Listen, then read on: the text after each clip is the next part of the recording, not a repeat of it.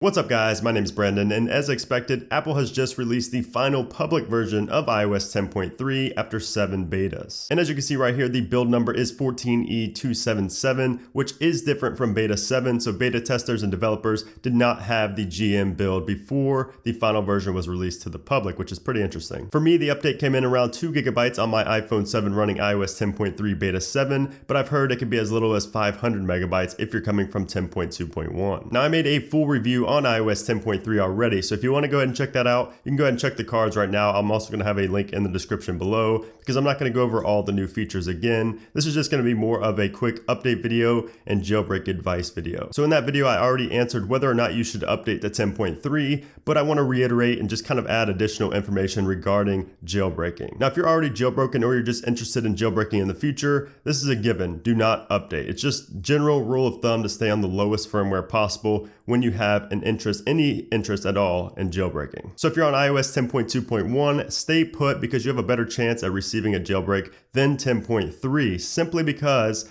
10.3 changes the file system and patches up some of the 10.2 bugs, which of course 10.2 has already been jailbroken. Now I've gone back and forth on this and I've even said that 10.3 has a better chance than 10.2.1 in the past, but honestly at this point, it really isn't looking like either one will be jailbroken, but it's still just best to stay on the lowest firmware possible. You're gonna have lots of time to update to 10.3 if a jailbreak does get released soon, but of course you can never go back to 10.2.1 once it stops being signed. If you're on an iPhone 7 or 7 Plus on iOS 10.2 or 10.2.1, you should do the same. Just stay where you're at for now. You guys know I'm gonna update you when anything changes, but for now, just stay. Now with all that being said, the signing window for iOS 10.2.1 will likely remain open for at least 7 days, and this is based on my own research and a spreadsheet I created in January showing the time gap between signing periods. If you want to check that out, I'm going to have a link in the description below. I'll also probably have it on the screen right now. And since you're likely going to have 7 days, if you wanted to update to 10.3 just to see what it's like and you test the speed and things like that, and then downgrade back to 10.2.1, you should be fine with doing so. But if you're on iOS 10.2, obviously don't bother because again, you just can't go back to 10.2 since it isn't being signed right now. So like I said, a 10.2.1 or a 10.3 jailbreak really aren't likely at this point, and I'm going to be talking more about this tomorrow in tomorrow's jailbreak update video,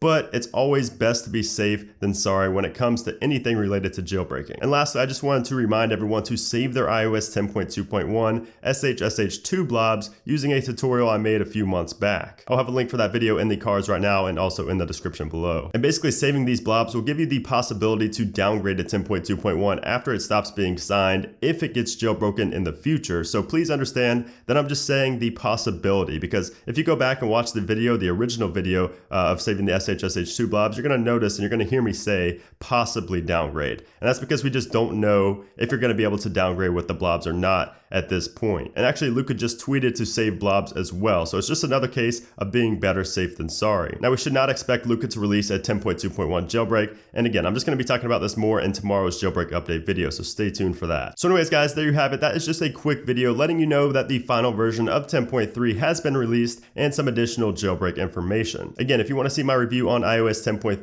go ahead and check the cards right now and also the description. And then of course, stay tuned for tomorrow's jailbreak update video where I'm going to talk a little bit more in depth about the jailbreaking of 10.2.1 and 10.3. So thank you guys so much for watching. Make sure to give this video a thumbs up if you enjoyed it, and also subscribe if you haven't done so already for jailbreak update videos, tweak videos, reviews, and much more. So thanks again for watching, guys, and I'll see you soon.